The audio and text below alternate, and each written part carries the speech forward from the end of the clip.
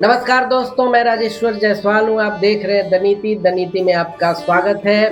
दोस्तों, बिहार का जो चुनाव परिणाम है वो सामने भी है। अब सरकार बन चुकी है, जो कैबिनेट है उसका वो भी बन चुका है। नीतीश कुमार फिर से मुख्यमंत्री बन चुके हैं। उन पर बहुत सारे आरोप लगे, उनको बहुत नीचे दिखाने की भी कोशिश की गई, लेकिन वो फिर भी जीत के आ गए हैं और अपना काम बढ़िया से कर रहे हैं। पहले से ज़्यादा घोषणाएँ अब कर रहे हैं और काफ़ी सारी योजनाओं अ, के ऊपर उन्होंने बात की कि बिहार में क्या-क्या होने वाला है, ठीक है।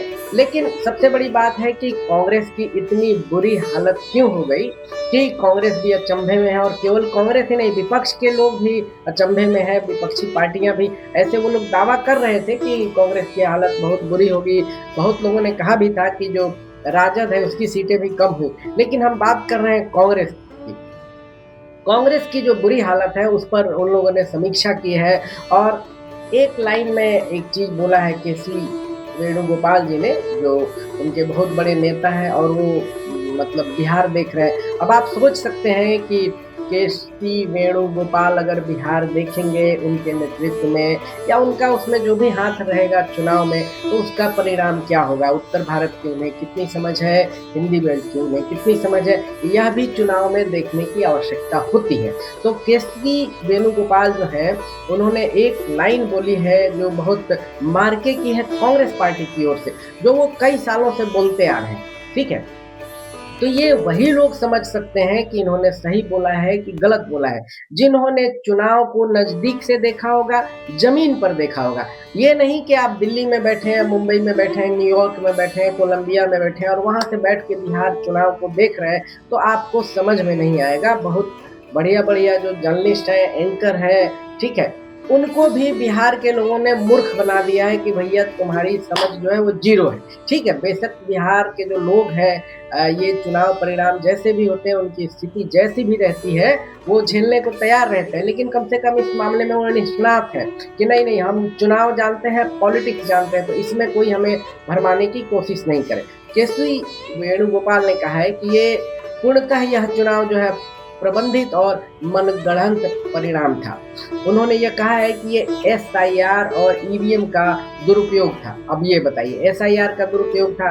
अब मान लीजिए चुनाव में जितने भी लोगों को वोट मिला है, सॉरी, जिन लोगों का नाम कटा है, तो इसमें नाम जुड़े भी हैं, बहुत लोगों के नाम जुड़े हैं इसमें, और ये हम सब लोग जानते हैं। मैं स्वयं ज़मीन पर था और देख रहा था कि कहाँ-कहाँ क्या हो रहा है। तो जितनी अपनी क्षमता थी उसके हिसाब से मैं बहुत लोगों से बात करता था, लगभग 8-10 पंचायतों में मैंने भी लोगों से बात किया है, लेकिन किसी ने नहीं बताया कि मेरा नाम कटा है, किसी और का भी कटा है नहीं। हाँ, नाम उनका कटा है जो यहाँ ज़मीन पर नहीं रहते हैं, बाहर रहते हैं, या जो लोग अब अपने जीवन में नहीं है, मृत हो चुके हैं, उनका नाम कटा है, ठीक है। तो हार के लगभग 7-8 कारण जो है कांग्रेस ने बताया है, लेकिन सबसे प्रमुखता जो है उसने दिया है ईवीएम और एसआईआर। उसने ये नहीं बोला है किसी नेता ने, या जो बड़े वाले लोग थे जो चुनाव को अ, एक तरह से मैनेज कर रहे थे, कि भाई ज़मीन पर हमारे जो महागठबंधन के लोग थे वो कितने एक दूसरे से दूर थे, चुनाव से पहले कैसे खिंचाव रहता था, आपसी खिंचाव और तनाव रहता था उसमें। मुख्यमंत्री, उप मुख्यमंत्री का नाम जो है वो भी आगे बढ़ाने में उन्हें काफ़ी देर लगी थी। ठीक है। कुछ जो लोग हैं जो ज़मीन पे रहे हुए, उनका ये कहना है कि हमने गलत मुद्दे को ले लिया। हमें ईवीएम और के दुष्प्रचार को और एसआईआर को इतना ज़्यादा आगे नहीं बढ़ा के उस पे बात करनी चाहिए, क्योंकि यही दोनों मुद्दे नहीं थे। और ज़मीन पर जो एसआईआर है, या जो ये बताया जा रहा था कि चुनाव आयोग जो है वोट काटेगा लोगों को, इसका कुछ ज़्यादा असर नहीं था, बिल्कुल नहीं था।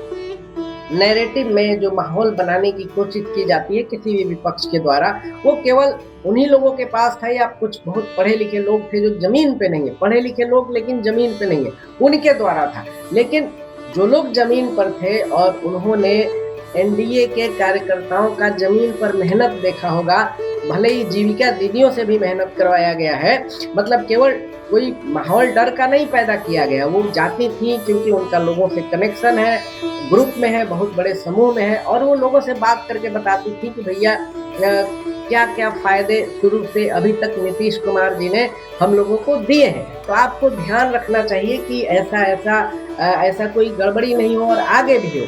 तो इस पर जीविका ने काम किया है। तो जो जिन्होंने भी बोला है कि जीविका ने ऐसा काम किया है वो ठीक बोले हैं, उनका उसमें कोई दोष नहीं है और ठीक ही बोला है। उन लोगों ने बहुत काम किया और वोट के परसेंटेज को बढ़ाया है। नीतीश कुमार ने जीविकाओं को बढ़ाने का काम इसलिए भी किया है कि उनको केवल खतरा तेजस्वी यादव, राजद और कांग्रेस से नहीं था, उनको खतरा भाजपा से भी था। लग रहा था कि भैया भाजपा हमको कभी भी उलट देगी, क्योंकि इंटरनल माहौल कुछ ऐसे था।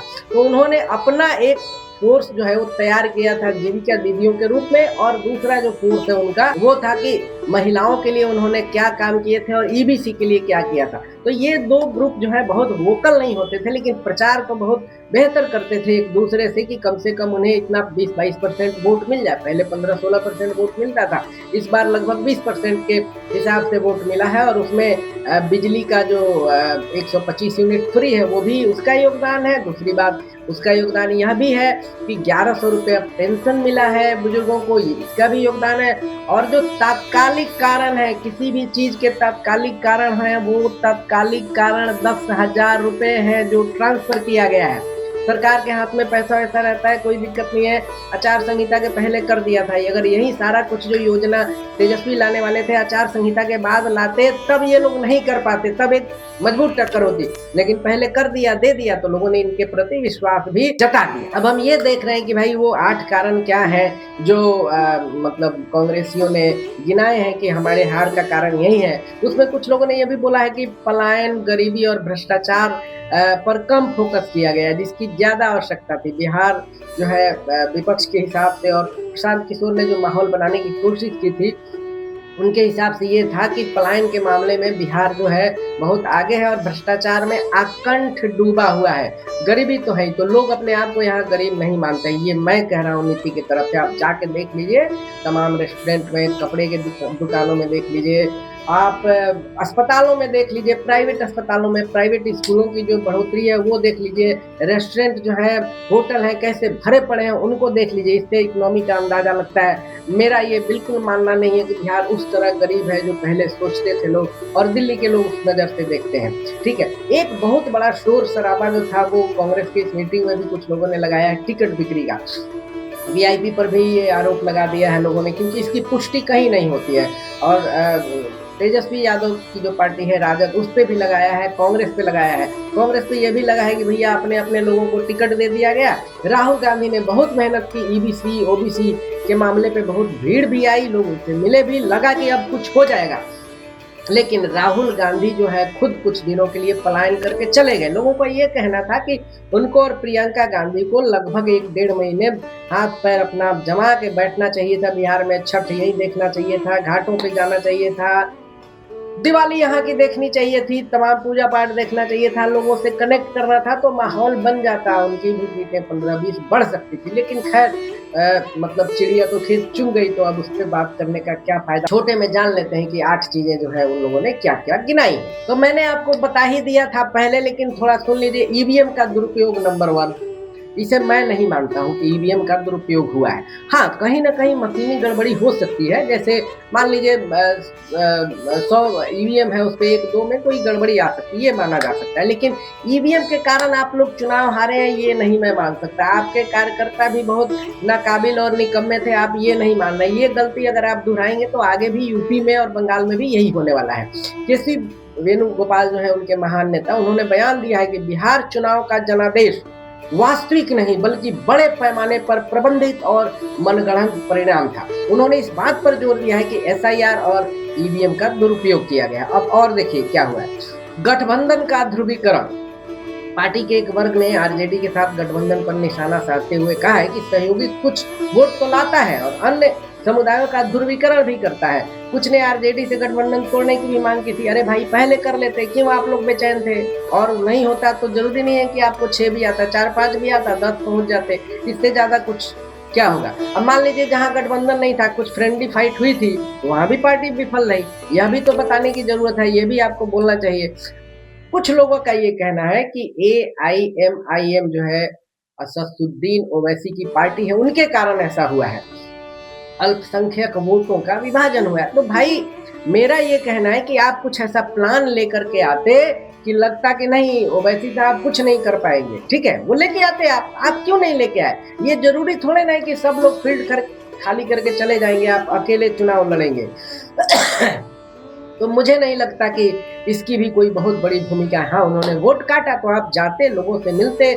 आपके नेता तो फील्ड में ज़्यादा कहीं जाते नहीं है, टेबल टॉकर ज़्यादा लोग हैं, ड्राइंग रूम पॉलिटिक्स ज़्यादा होती है, उस तरह का काम होता है। तो फिर इसमें कोई क्या कर सकता है भाई? और भी पार्टियां अगली बार चुनाव में आ सकती हैं या कोई नई पार्टी खड़ी हो जाएगी। प्रशांत किशोर तो चुक गए, लेकिन हो सकता है कि अगली बार वो और मजबूत हो जाएंगे। तो आप क्या कर सकते हैं? इस पर भी ध्यान देने की जरूरत है कि आप दूसरों में कमियां बता रहे हैं तो आप अपने अंदर देखिए कि आपने क्या गलती की है।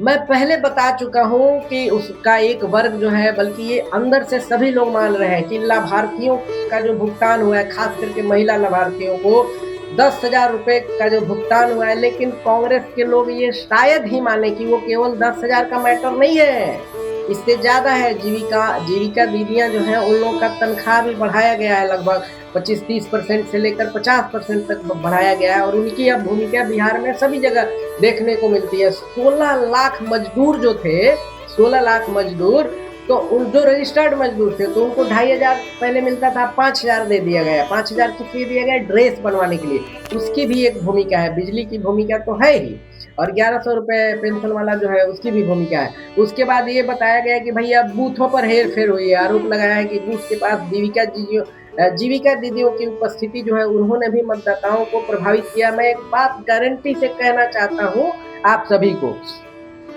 पैसा भी लेकर के कोई ऐसा नहीं कर सकता। जिसने मन बना लिया है जहां पर वोट देने का, वो वहीं वोट देगा। नहीं तो तेजस्वी को 25 सीटें कैसे आ जाती?